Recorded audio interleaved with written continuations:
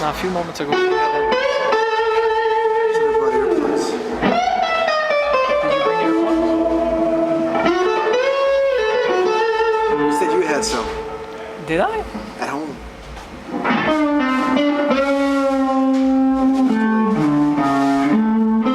We were reading each other's lips. Yes. Just a moment ago, we had a discussion with Travis about capturing their performances on YouTube. He said no problem. We're not going to capture everything, just maybe 1, 2, or 3, because they've added 2 new members to the band, replacing at least 1 person. And if he doesn't kill over, we're fine. Hey folks, guess who we have at our table? Travis Furlong having a simple pop. That's who I am. Oh. I'm really glad I wandered in here. I forgot. His hat has been with him for pretty much his whole entire career, and we're all happy that he kept it. He used to have a longer chin beard, up to, yeah. It's the size of an overdone Tim Hortons muffin. Yes. And he had slightly longer hair in the background. This man has been on the music scene for longer than I have anyways. I've been in Moncton for over 10 to 12 years now. He's been with Glamour Puss for 10 years. 15. 15. Yep. There we go, 15. At the time they all started, and they were known as the Glamour Puss Blues Band. And the first disc that got released was also known under that. They've done a totality of, let me see, 7, 8 albums, isn't it? We did 5 of our own and played as a group more or less on a few more. Let's see, we were invited by Bob Walsh to play on a live record of his at the Spectrum in Montreal. I remember that one. And that was awesome. We played for a fundraiser that became a CD for Head Start. And so that brings it up to 7. And it must be 7, or maybe I just don't have the memory that I used to. That can't be it. I'm pretty sure it's 7, because I know you guys have a vast repertoire that went from the first disc, which I've never gotten a chance to listen to. Okay. I think I started listening to you guys at the second disc, the one that we Blues du Jour. Yeah, That's the one that made a big difference in the career of the group.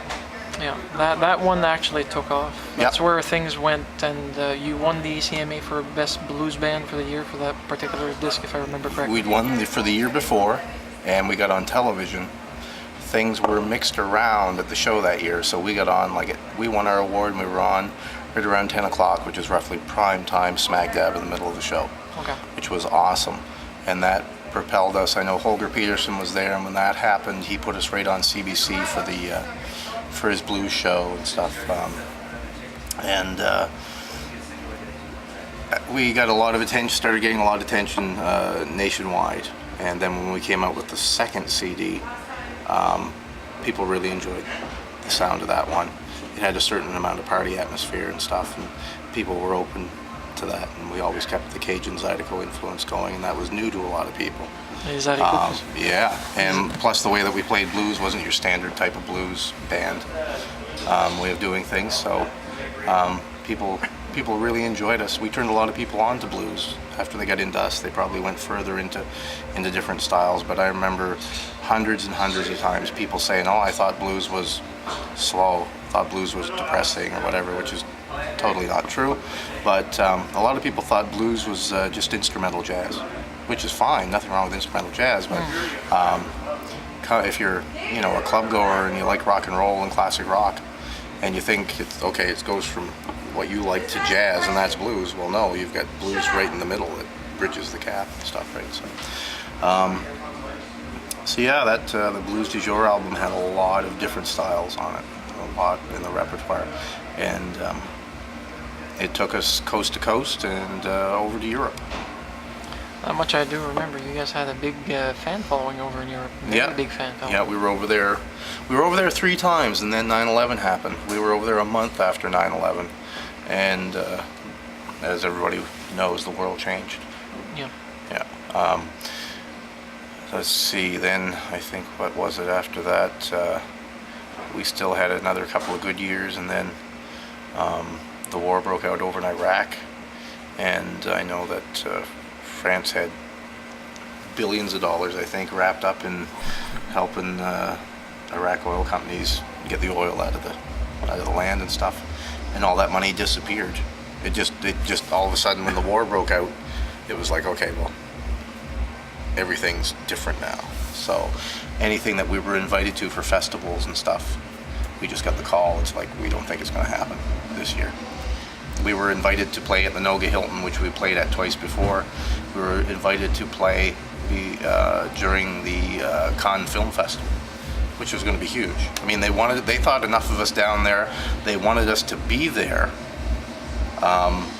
in order that somebody would, be around. And the place is always crawling with really,